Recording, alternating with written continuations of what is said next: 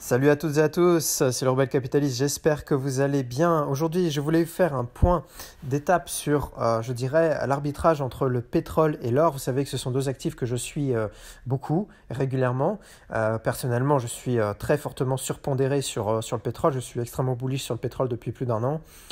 Et quant à l'or, je suis aussi surpondéré, quoique moindrement. Mais en tout cas, je me prémunis d'une augmentation de l'or en étant déjà bien représenté sur cet actif. Et ce qui me pose question, et ce qui devrait aussi, je pense, il me semble, poser question aux acteurs qui s'intéressent à ces deux actifs, c'est éventuellement le croisement de leurs courbes.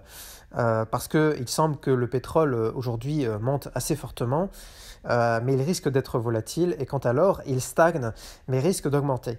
Donc on pourrait avoir un croisement des courbes entre ces deux actifs, et ces deux actifs sont essentiels à l'économie, puisque le pétrole, comme j'ai déjà pu l'expliquer, il me semble que c'est le sang de l'économie, l'énergie de l'économie, alors que l'or, en tant que valeur monétaire intrinsèque, de par ses qualités physiques, d'éléments physiques. Or, eh bien, l'or, de par sa composante forte monétaire, est un peu l'air que l'économie respire. Donc ce sont deux variables essentielles sans lesquelles l'économie ne peut pas survivre très longtemps. En tout cas, quand ces deux variables sont déséquilibrées, en toute composition déséquilibrée, quand l'air que l'on nous respire est malsain ou quand notre sang est malade, eh bien, ça ne dure pas très longtemps. Et en tout cas au niveau des économies, ce sont deux variables qui sont extrêmement contraignantes et pour lesquelles il faut s'intéresser, je pense, de près, puisque eh bien, quand les économies sont la tête à l'envers, sont renversées, eh bien, elles rencontrent néanmoins une barrière, une frontière physique qui est l'or et le pétrole, et qui sont finalement des actifs qui quand tout est à fond renversé, quand tout est malsain, eh bien, ce sont deux actifs qui sont, je dirais, le refuge de tous les investisseurs value, tous les investisseurs qui sont un petit peu concernés et inquiets par les questions de valeur intrinsèque et non pas seulement de prix. Vous savez qu'il y a une différence entre le prix et la valeur et que finalement le prix c'est ce que nous payons et la valeur c'est ce que nous obtenons, et il faut véritablement s'inquiéter de ce que nous obtenons sur le long terme. Alors, je voulais donc vous faire un point d'arbitrage sur le pétrole et l'or, puisque je dirais qu'il me semble que le pétrole aujourd'hui est sur une tendance extrêmement haussière. Alors, je regarde les actualités très régulièrement et franchement, je ne vois pas beaucoup d'éléments baissiers sur le baril. Vous savez que je vais indiquer qu'il me semblait que le WTI pendant le printemps 2022 devrait osciller autour des 100 dollars et il semble aujourd'hui passer autour d'une oscillation autour de 110 dollars le baril. Et il me semblait que le Brent, lui, devait osciller autour des 110 durant tout le printemps et il semble osciller désormais autour des 120. Donc on semble d'ores et déjà un petit peu passer à l'écart type supérieur au-dessus. Et cela montre peut-être que nous allons effectivement nous diriger vers les 150 dollars le baril cet été. Et que peut-être que ça arrivera plutôt en début d'été qu'en fin d'été. En tout cas, ça c'est assez difficile à dire. Mais je maintiens ma prévision qui est que normalement cet été, c'est-à-dire jusqu'à fin de septembre, je pense que nous atteindrons les 150 dollars le baril. Au niveau des actualités, très franchement, tout est haussier quasiment pour le pétrole aujourd'hui, et c'est ce pourquoi il monte effectivement. Puisque l'OPEC ne bouge pas, ne change pas son fusil d'épaule, la Russie produit moins, l'Arabie Saoudite ne souhaite pas produire plus, en tout cas elle est assez méfiante, et finalement elle a probablement des raisons de l'être, puisque nous avons encore des politiques extrêmement dures, dictatoriales, au niveau des confinements liés au Covid, notamment en Chine, qui baissent la demande. Donc l'Arabie Saoudite ne souhaite pas se faire de nouveau piéger par ces politiques folles des consommateurs finalement qui se sont tirés une balle dans le pied et qui après donc avoir obtenu des rabais extrêmement importants en 2020, finalement aujourd'hui ils payent le prix de leur politique autoritaire au niveau du Covid et finalement reçoivent la monnaie de leur pièce avec un prix du baril qui a rebondi extrêmement fortement. Donc les Saouds sont extrêmement prudents. Ils sont d'autant plus prudents que l'administration américaine leur est assez défavorable au niveau géopolitique. Les Saouds se sentent inquiétés par l'Iran, par le Yémen. Et donc on parle de plus en plus d'un voyage de Biden en Arabie Saoudite, sauf que Biden est un petit peu bloqué puisqu'il n'a pas arrêté de dire que les Saouds étaient méchants. Effectivement, ce ne sont pas des enfants de cœur, mais ce sont, je dirais, nos alliés malgré tout, puisque c'est eux qui fournissent l'essentiel de notre énergie, en tout cas en Europe, et qui fournissent aussi une variable importante d'ajustement de l'énergie aux États-Unis. Donc, de ce point de vue-là, rien de baissier pour le pétrole, puisque la production devrait ne pas bouger. Vous avez des pays qui, de plus, malgré les quotas OPEC qu'ils sont censés pouvoir atteindre au niveau de la production, n'arrivent pas à les atteindre.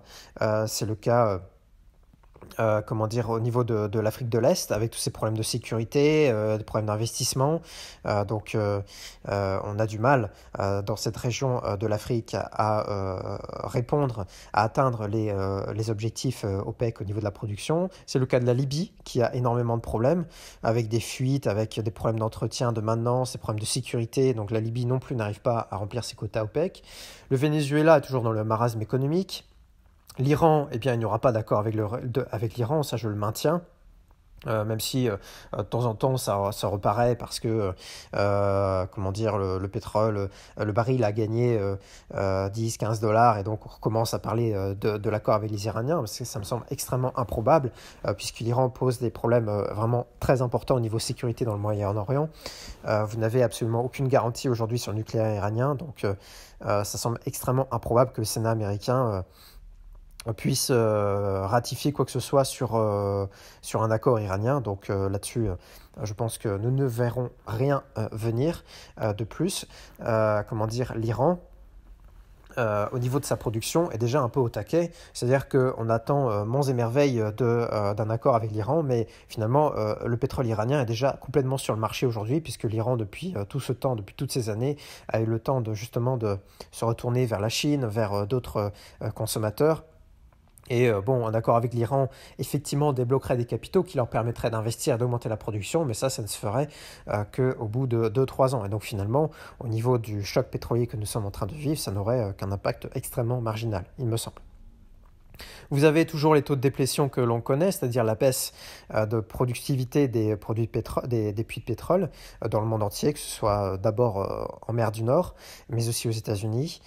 Vous avez au niveau du shale, c'est-à-dire des pétroles non conventionnels, notamment américains, je dirais une stagnation au niveau de l'ouverture des puits de pétrole et des sites de production en extraction. Pour une raison simple, c'est que les producteurs de shale ont été extrêmement pénalisés par la volatilité des prix, notamment en 2020, et donc ils ont peur de cette volatilité des prix, et donc ceux qui les financent ont aussi peur de cette volatilité des prix. Imaginez, je veux dire, c'est une activité, le shale, le pétrole non conventionnel américain, c'est une activité extrêmement capitalistique. Il faut injecter beaucoup d'argent, beaucoup de capitaux pour un résultat qui est incertain. Et en plus de ça, si vous rajoutez une incertitude au niveau de la volatilité des prix du baril, vous êtes dans un business plan assez incertain, assez risqué. Et donc, pour l'instant, les producteurs de shale souhaitent plutôt récompenser leurs investisseurs passés qui ont vu du rude, finalement, dans ces dernières années, et donc réinjecter l'argent pour récompenser leurs investisseurs. Je pense qu'ils ont raison. D'autant plus que la surréglementation est toujours là. Et d'autant plus que, et ça c'est quelque chose qui est assez négligé, qui est que finalement les capacités de raffinage, notamment aux États-Unis et en Occident, sont assez limitées, et donc on trouve un goulet d'étranglement, c'est-à-dire une fois que vous avez extrait la matière première, après, au niveau raffinage, pour écouler votre pétrole de la chaîne du producteur jusqu'au consommateur final, eh bien vous avez là un goulet d'étranglement au niveau des capacités de raffinage aujourd'hui, qui est dû au sous-investissement, qui est dû au fait que le pétrole c'est pas bien, etc. Depuis de nombreuses années, c'est une activité qui est négligée. et qui est due aussi à la surréglementation, qui fait que c'est très difficile d'augmenter ses capacités de raffinage. Donc, vous avez un goulet d'étranglement qui fait que actuellement, eh bien, même si vous produisez plus, vous ne savez pas si vous allez pouvoir écouler davantage votre production à cause de cette contrainte du raffinage. Donc voilà, un petit tour d'horizon sur les grands paramètres.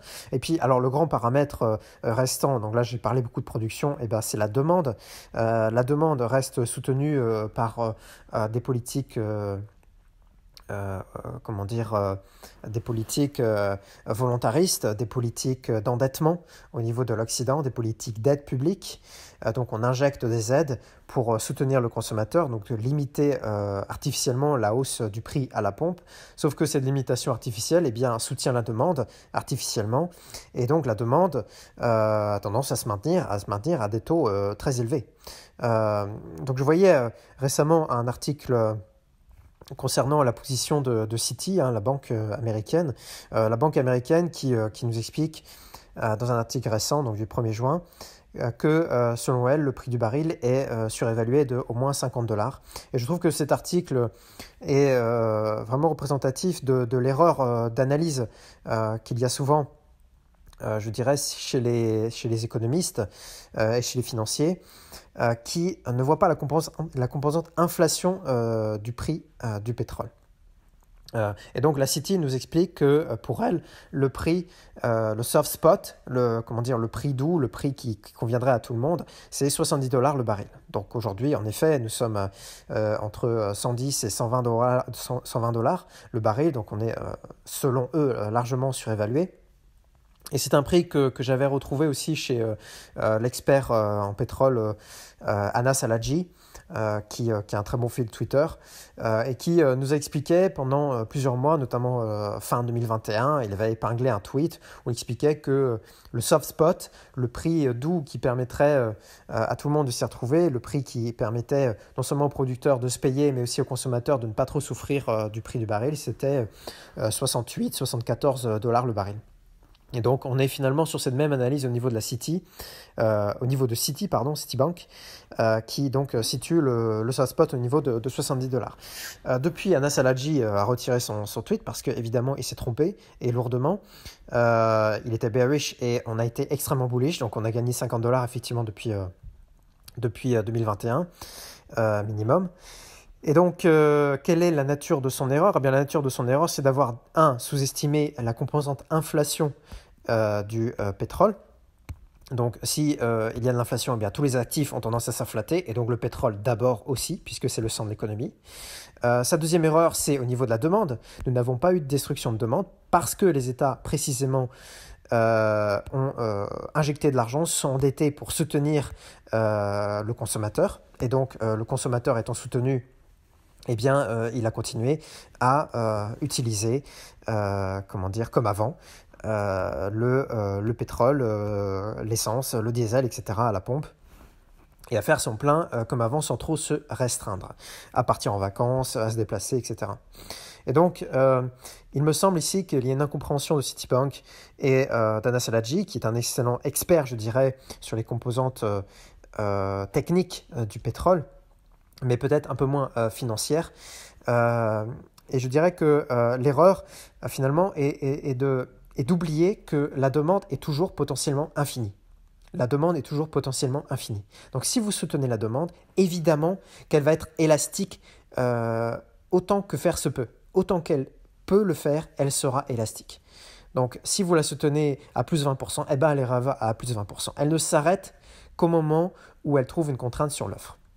Et vous comprenez ça extrêmement facilement, puisque si vous donnez $1 million, admettons, si vous donnez des stimuli checks ou du revenu universel à tous les foyers en France, si vous donnez à tous les foyers en France 1 million d'euros, disons, eh bien vous verrez tout de suite la demande de Ferrari exploser.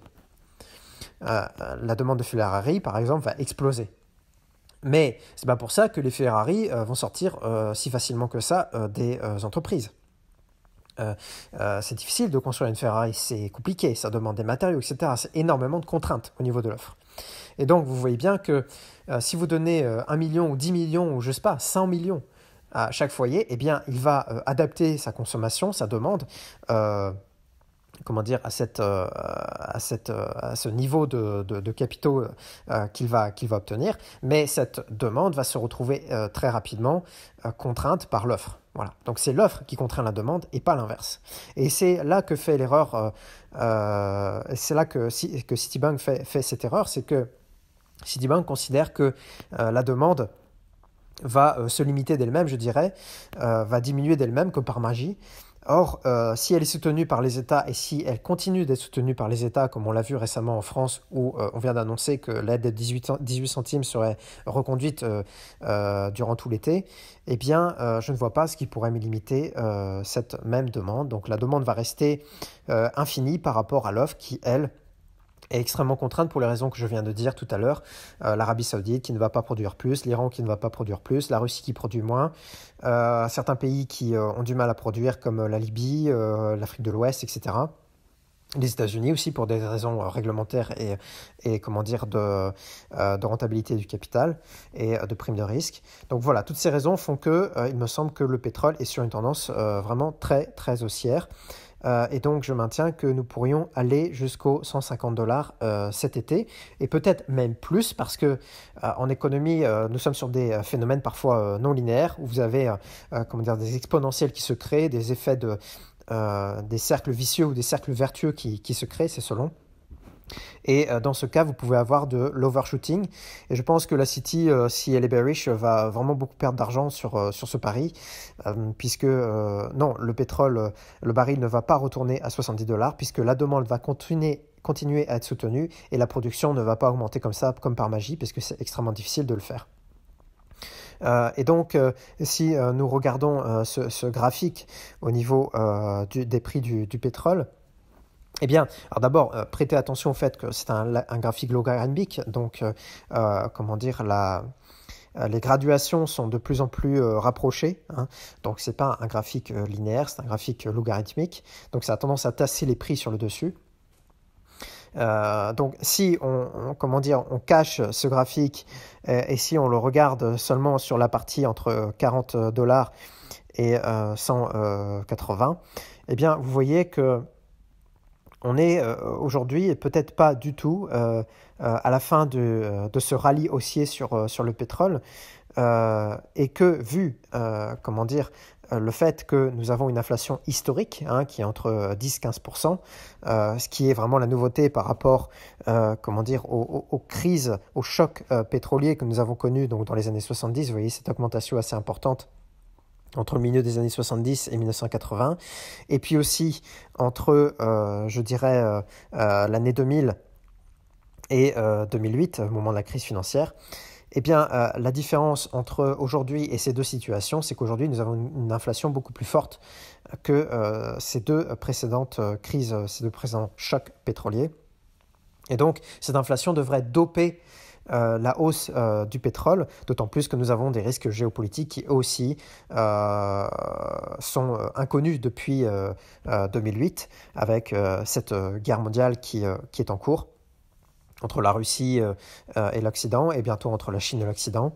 Et donc ces tensions géopolitiques plus l'inflation, plus, je dirais, cette mode qui consiste à comment dire, dénigrer le pétrole, et donc à dénigrer les producteurs de pétrole, donc à dénigrer l'investissement dans le pétrole, eh bien cette crise, je pense, devrait nous amener assez facilement jusqu'aux $150. Vous voyez qu'on n'y est pas très loin, en fait.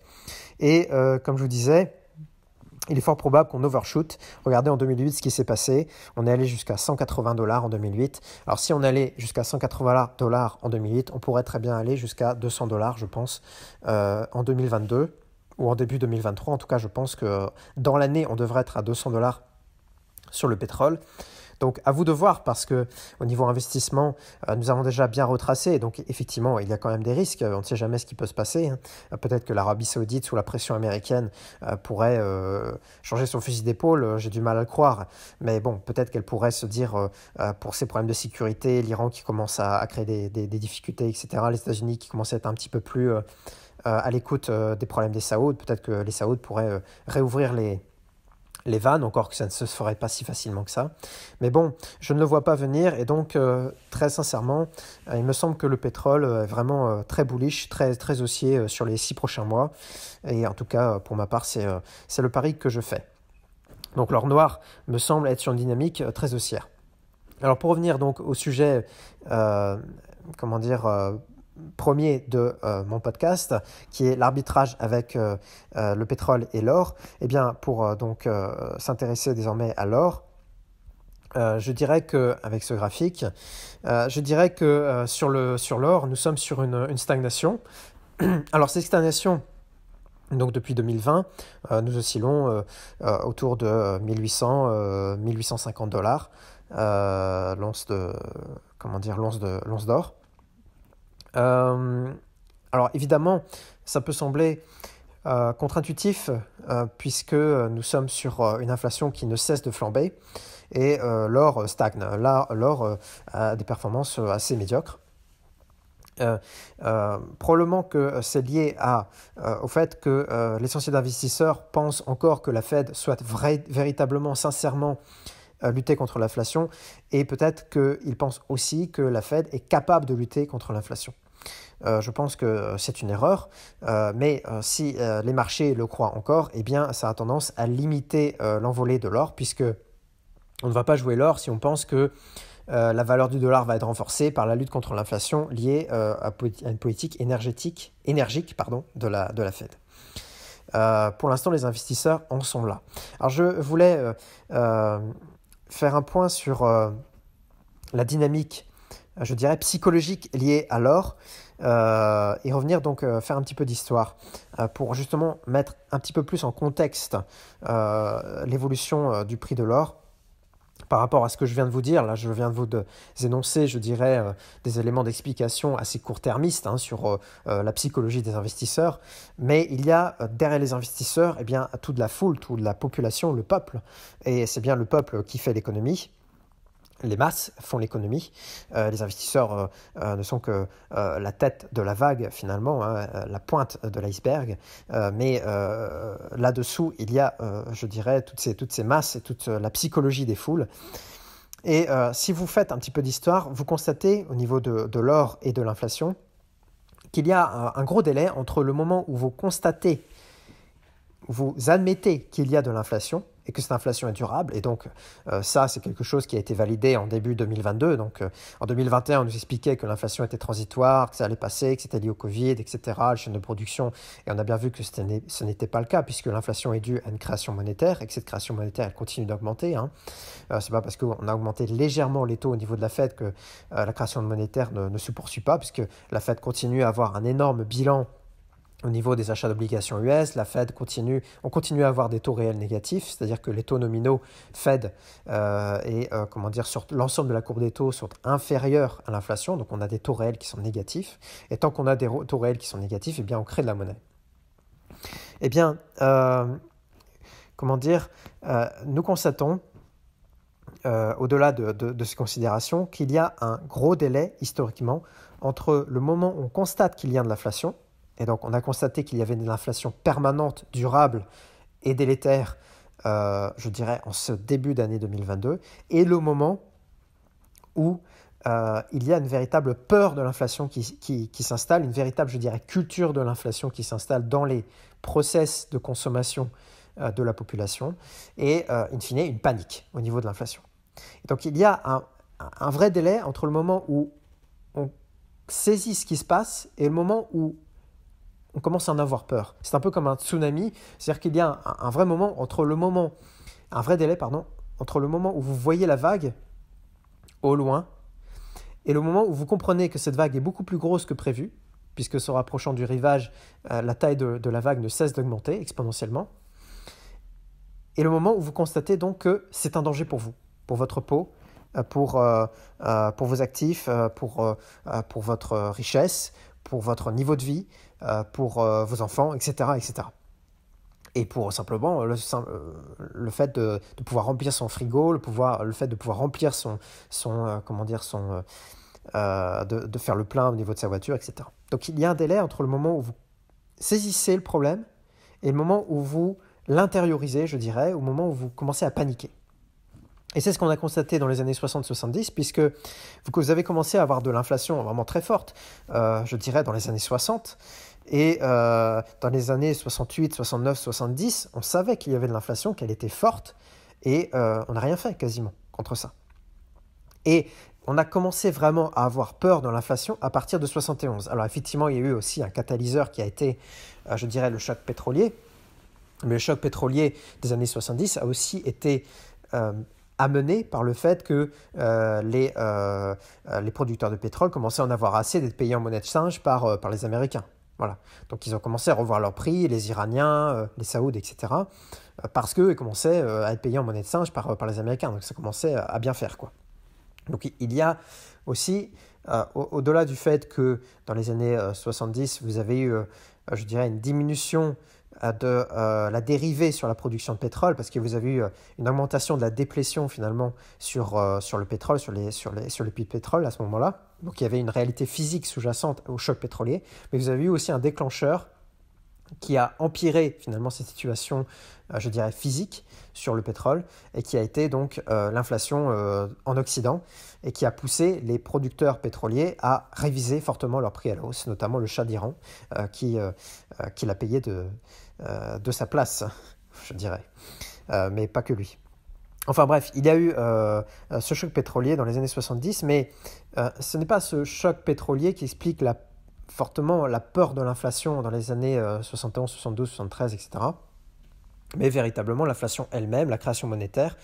Les gens ont commencé seulement à partir de ce moment-là à se dire que l'inflation était vraiment trop forte, 10, 15%, à commencer à modifier leurs habitudes d'achat, à détruire de la demande, etc. etc. Et donc, c'est à ce moment-là seulement où vous avez constaté une réaction, je dirais, au niveau du cours de l'or. Et donc, vous voyez sur ce graphique que jusque dans les années 71-72, eh bien, il ne se passe pas grand-chose. Il ne se passe pas grand-chose alors que l'inflation, elle est là depuis les années 60. Donc, vous avez un léger tressaillement fin des années 60, entre 68 et 70, et puis ça se calme, ça se tasse, et puis après, ça part vraiment avec une très belle tendance haussière jusqu'en 1975. Voilà. Et donc, vous voyez qu'il y a eu quand même un certain délai entre le moment où on a constaté l'inflation et le moment où on a commencé à réagir. Et j'ai l'impression que c'est vraiment ce qui se passe aujourd'hui sur les marchés. Les marchés sont attentistes, les marchés ont des biais d'habitude, et ça fait finalement 30 ans qu'on est sur un contexte économique relativement stable. Depuis la chute du mur de Berlin, on est quand même sur un contexte assez stable, assez favorable. Et finalement, les agents ont ce biais psychologique, ce biais historique, ce biais d'habitude en tête, et donc mettent du temps à réagir et à comprendre ce qui se passe. Voilà. Et les agents, c'est d'abord la population elle-même. Et donc, au niveau de l'évolution de l'or, il me semble que nous ne sommes pas encore aujourd'hui arrivés au stade où nous avons une prise de conscience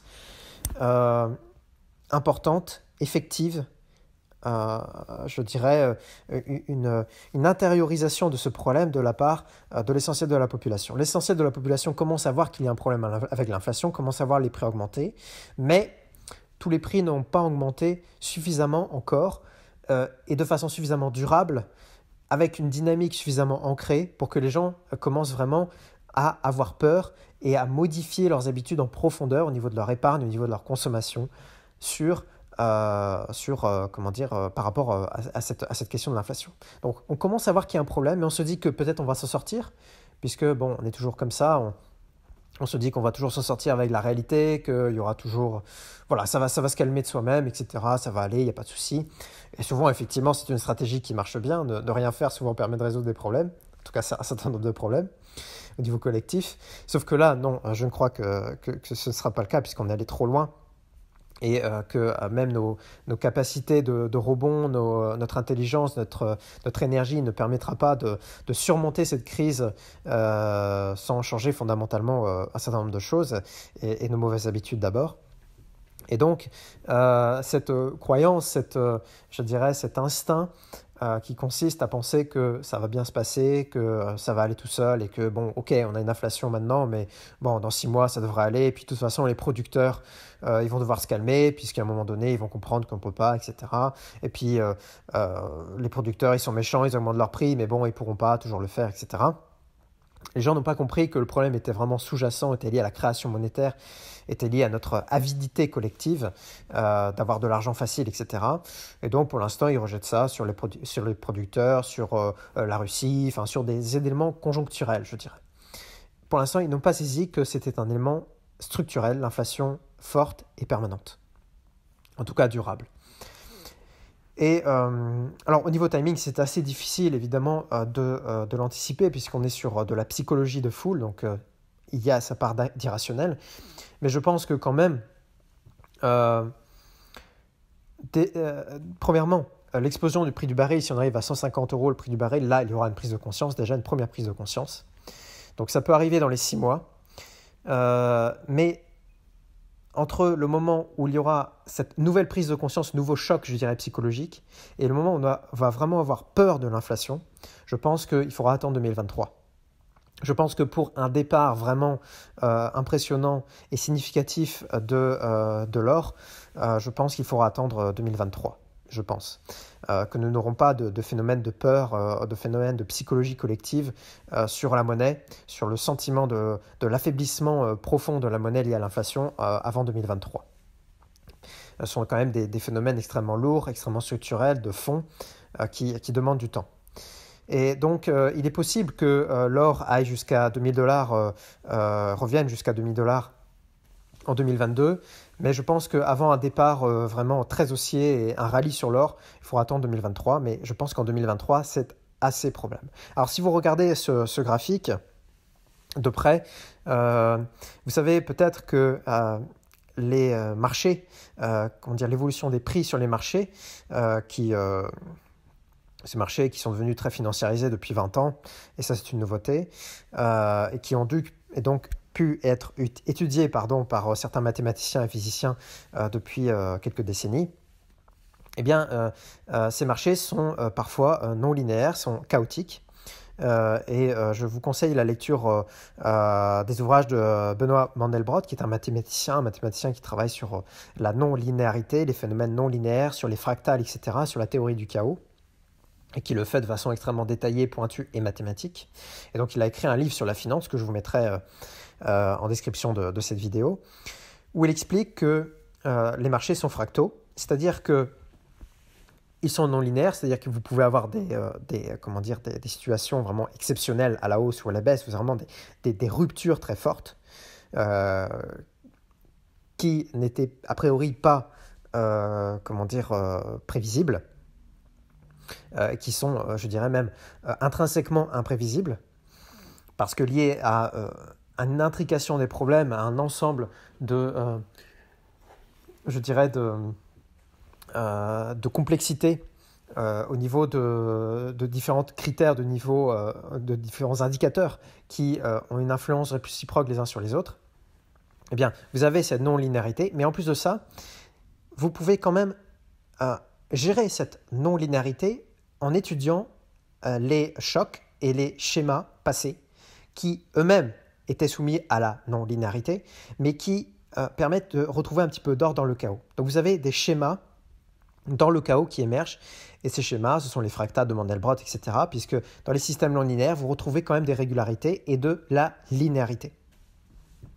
Et donc, pour revenir à ce cours de l'or, eh bien, quand je le regarde, et alors, il n'y a rien de scientifique là-dedans, mais j'ai quand même l'impression, si vous voulez, que le schéma qu'on observe entre 1970 et 1980, 81, 82 même, c'est le schéma qu'on observe entre 2000 et 2022. Mais entre 2022, étant dit que ce n'est pas le schéma final. Je m'explique. Si vous regardez le pic entre 1972 et 1975, il me semble que c'est un pic qui peut être retrouvé au niveau, je dirais, de sa morphologie, de sa géométrie, de la même façon donc, entre 2000 et 2012, 2013. Autrement dit, si vous changez simplement le rapport d'échelle, eh bien, vous retrouvez exactement le même graphique, quasiment, la même évolution entre 1972 et 1975 qu'entre 2000 et 2012. C'est le même pic. Ensuite, vous avez une correction de 1975 à 1977-78. Et je pense que cette correction, vous l'avez retrouvée aussi entre 2012 et 2015, 2016, 2017.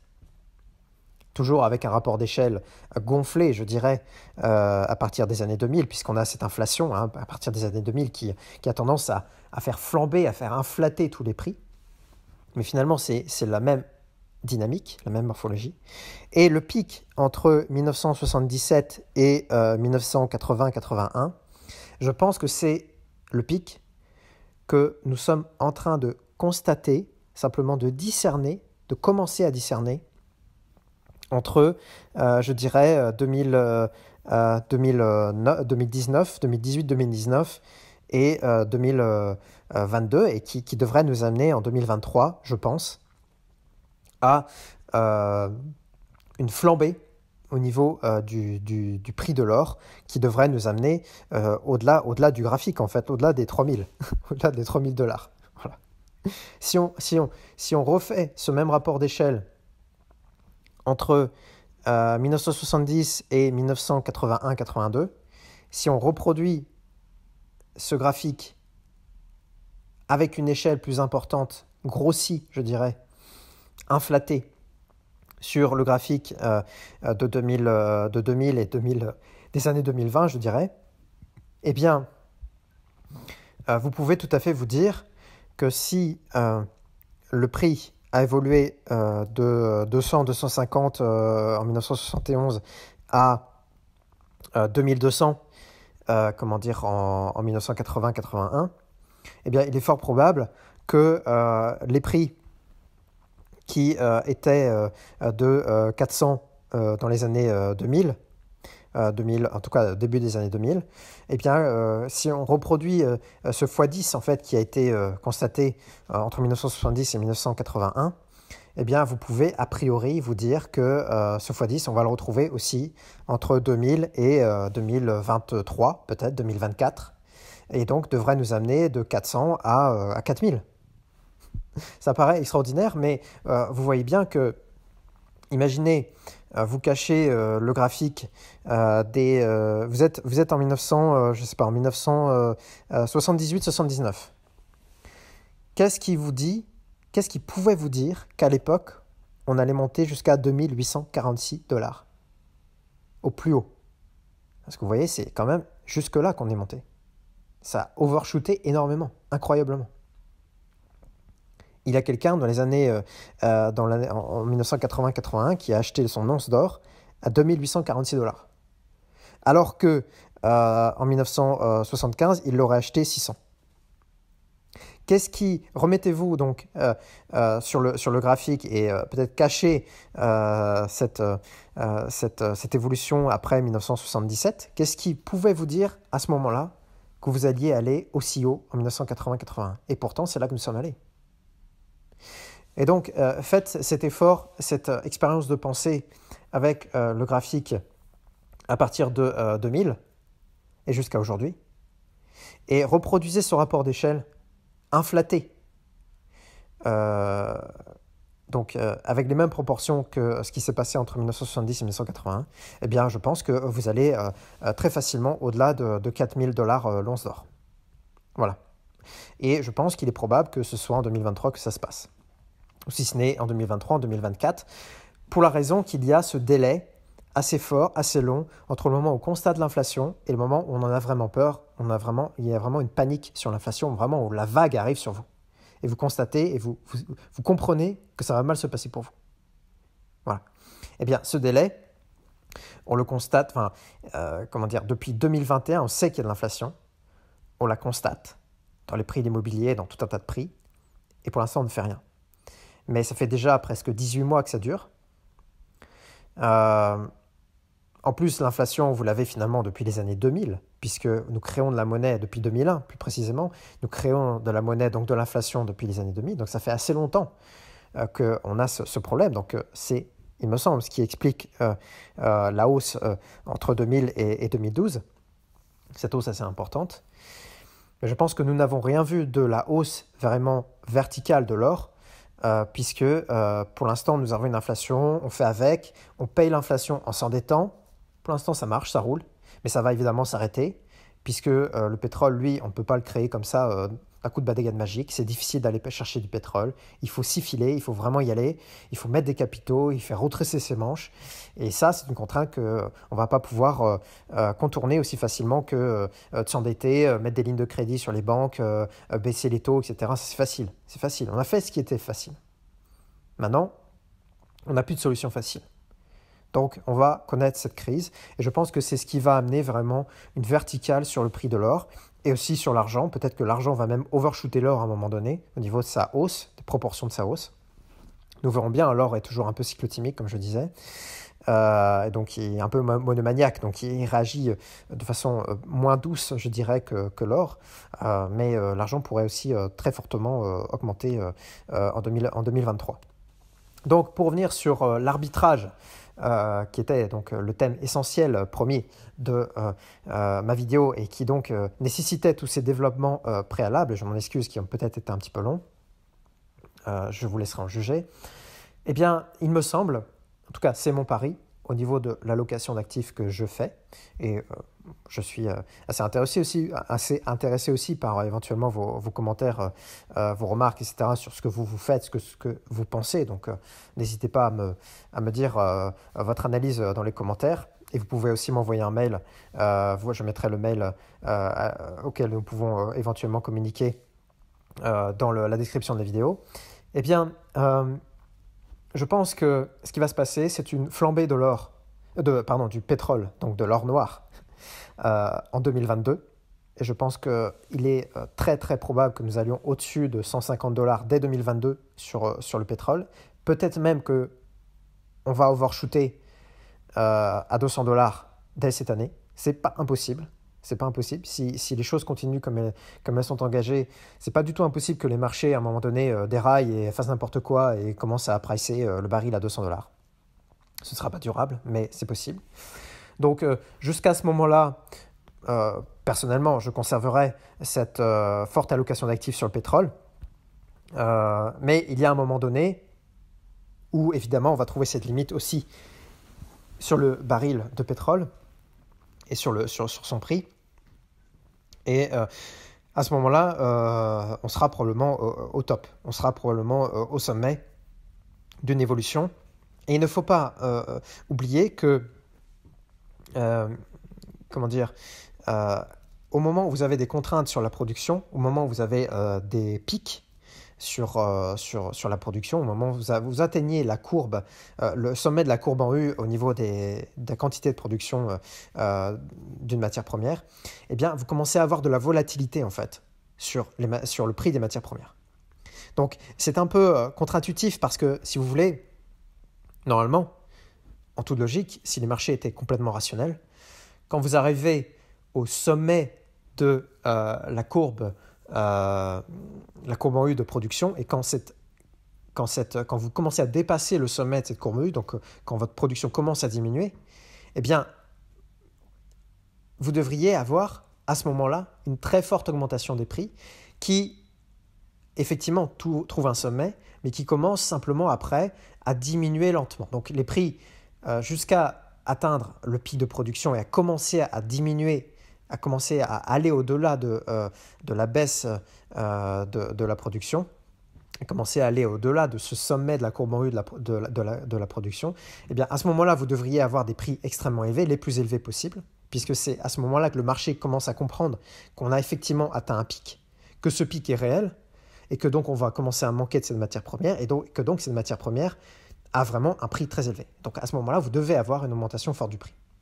Mais après, finalement, vous avez une sorte d'habituation qui se met en place. Et donc, au lieu que le prix suive gentiment une sorte de plateau pour permettre aux producteurs de recommencer à produire, pour essayer de limiter finalement la baisse de la production, eh bien, au lieu que le prix, donc après cette forte augmentation, finalement stagne, voire diminue, mais enfin reste quand même assez élevé, à peu près au niveau du sommet qu'il aurait atteint, eh bien, au lieu de ça, finalement, nous constatons que il y a une énorme volatilité sur les prix. C'est-à-dire qu'il y a une sorte de recherche frénétique du prix juste qui ne se passe pas bien, qui ne se passe pas de façon lisse, mais qui se passe par la volatilité. Et donc, il me semble qu'après avoir atteint 200$, après avoir overshooté, le marché va fortement diminuer au niveau du baril. Le prix va fortement diminuer, pardon. Et à ce moment-là, ça va devenir extrêmement difficile de jouer le pétrole. Alors, vous pourrez jouer le pétrole à très court terme et vraiment sur sa volatilité. Mais quand on est un investisseur particulier, quand on n'est pas un investisseur institutionnel avec des facilités au niveau, je dirais, des frais de gestion, etc., tous ces forces de frottement que n'ont pas les institutionnels et qu'ont les particuliers, c'est assez difficile de jouer la volatilité parce que ça nécessite des ordres assez fréquents, ça nécessite de jouer ça vraiment à court terme. Eh bien, quand on est obligé de jouer la volatilité, ça devient très compliqué parce que là, pour le coup, c'est vraiment extrêmement long, non linéaire et très difficile à anticiper. Donc, mon pari est que en 2022, nous allons avoir une forte augmentation du prix du baril de pétrole et ensuite une forte volatilité. Mais qu'il faudra essayer de gérer le sommet atteint par les prix du pétrole, du baril en 2022, voire en 2023. À ce moment-là, il faudra sortir, je pense, du pétrole et aller mettre cette allocation quasiment en totalité, je pense.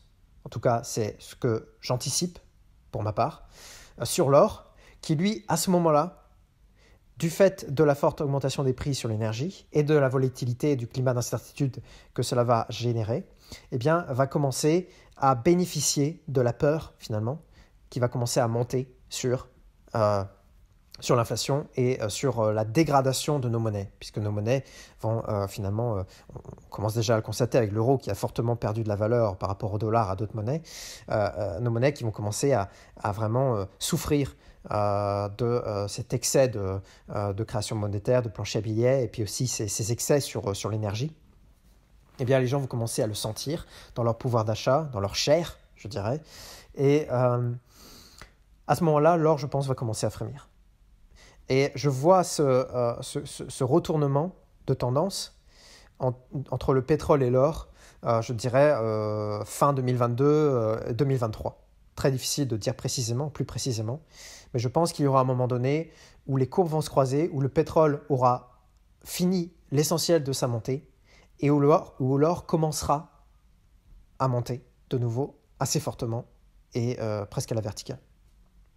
Voilà, donc c'est ce que je voulais vous dire. Je pense que nous allons voir un croisement des courbes et qu'un arbitrage assez fort sera à faire entre pétrole et l'or.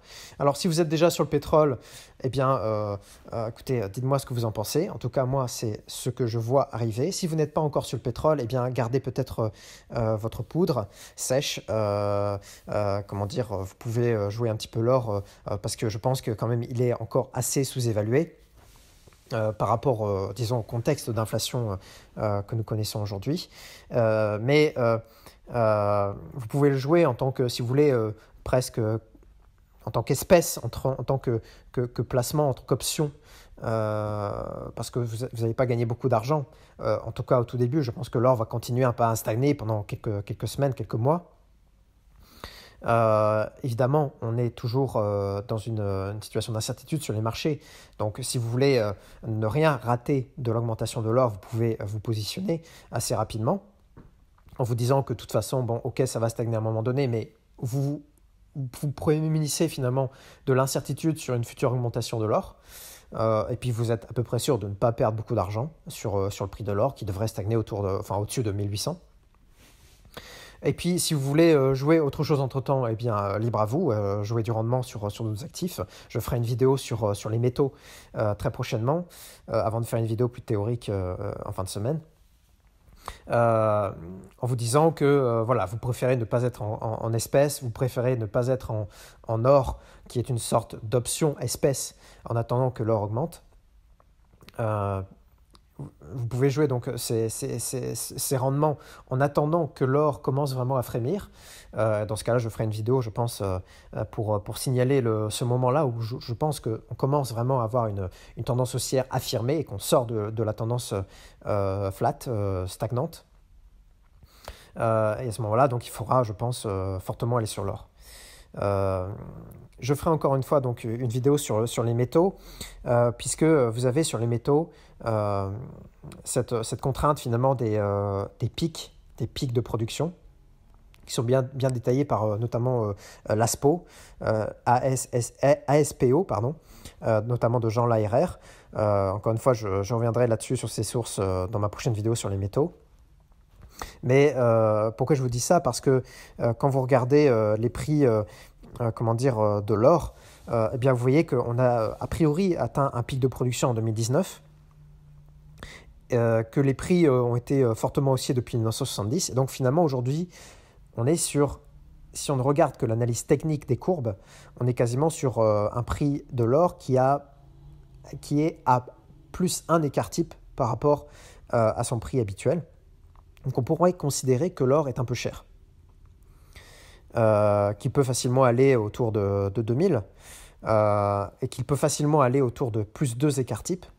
Mais je pense que malgré le fait que objectivement et au niveau graphique, simplement technique, l'or semble un peu surévalué aujourd'hui, eh bien je pense que par rapport au contexte, par rapport à la dégradation monétaire, par rapport en parallèle à la valeur monétaire de l'or, qui est unique, qui est universelle, qui est liée aux caractéristiques physiques de l'or, à ces caractéristiques formidables et fondamentales de métaux inaltérables, etc., facilement malléables, fractionnables, etc., qui en fait vraiment la monnaie par excellence, eh bien, je pense que par rapport à ce contexte monétaire dégradé, l'or n'est pas cher.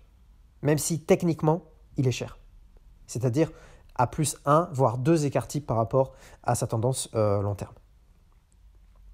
Mais encore une fois, il a atteint son pic en 2019. Et encore une fois, il y a une forte inflation, une inflation qu'on n'a pas constatée depuis quasiment un siècle, depuis la dernière crise des années 20-30. Finalement, depuis la dernière grande crise mondiale et la dernière grande guerre mondiale. Voilà. Quant à l'argent, eh bien, nous sommes dans une dynamique assez proche de celle de l'or, c'est-à-dire que nous avons un pic, mais qui est plutôt un pic plateau, c'est-à-dire un pic un peu aplati, un peu stagnant depuis 2014-2018. Mais vous avez une caractéristique assez fondamentale sur l'argent qui est son recyclage, puisque le recyclage atténue la chute de production globale. Donc c'est plus difficile à analyser au niveau de l'argent. Donc vous avez des prix extrêmement volatiles, probablement aussi liés à cette complexité de la dynamique de production de l'argent. Mais globalement, nous sommes sur une tendance très haussière depuis 1970,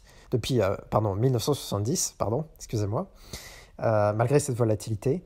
Et il faut aussi tenir compte de cette tendance long terme, parce que même si sur l'argent, nous sommes un petit peu au-dessus de la tendance moyenne haussière, donc nous sommes peut-être à un écart type au-dessus de cette tendance haussière à long terme, eh bien cette tendance haussière reste long terme, donc les prix tendanciellement de l'argent ont tendance donc à augmenter, même s'ils sont un petit peu chers par rapport à la moyenne aujourd'hui, techniquement encore une fois, mais si on considère l'inflation, si on considère le contexte extrêmement délétère aujourd'hui et la composante monétaire de l'argent qui est un petit peu plus faible que celle de l'or, mais qui existe quand même, d'autant plus que l'argent a des usages industriels qui sont plus forts que ceux de l'or, eh bien on peut considérer que l'argent aura aussi une dynamique extrêmement favorable par rapport à l'or. Et je suis aussi surpondéré sur l'argent dès aujourd'hui.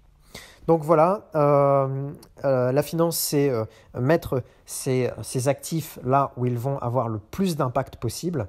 La vie, finalement, c'est un peu ça, c'est condenser l'énergie, pouvoir la restituer d'un coup de façon très efficace. La vie est un condensateur. Eh bien, en finance, c'est un peu la même chose, un peu la même idée. C'est-à-dire qu'il faut condenser vos efforts à un moment donné sur quelques points, quelques actifs en fonction de la situation. Voilà, en tout cas, c'est ce que je m'apprête à faire. Soyez prudents. Je ferai une vidéo sur les métaux donc très vite, parce que ça me semble une thématique très importante, très intéressante, toujours en lien avec l'inflation. Les métaux, mais pas n'importe lesquels, devraient profiter du contexte actuel. Et je ferai une vidéo plus théorique en fin de semaine sur le protectionnisme, parce que c'est un sujet pour les libéraux qui est important et qui est complexe. Voilà, n'hésitez pas donc à commenter la vidéo, à liker, à vous abonner, à partager si vous aimez, et puis à m'envoyer aussi des mails si vous souhaitez échanger sur tout ça. Je mettrai mon mail dans la description. Je vous souhaite une excellente journée. Portez-vous bien.